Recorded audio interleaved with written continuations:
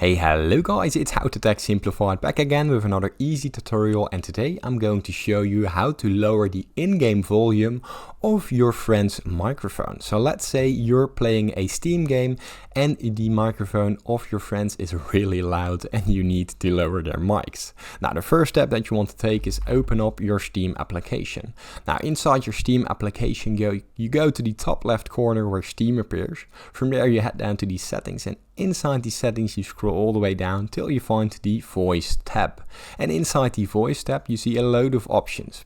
Now we're going to the voice output options, as you can see right here, and here we have our own microphone volume. You can change it, you can lower it, or you can make it higher, or you can simply go to the output volume and game, as you can see right here, and turn this down a notch, or even make this higher if it's too low.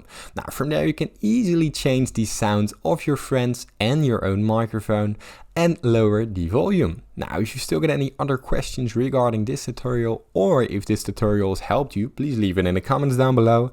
Leave a like and subscribe, this helps you out a lot, and thank you for watching.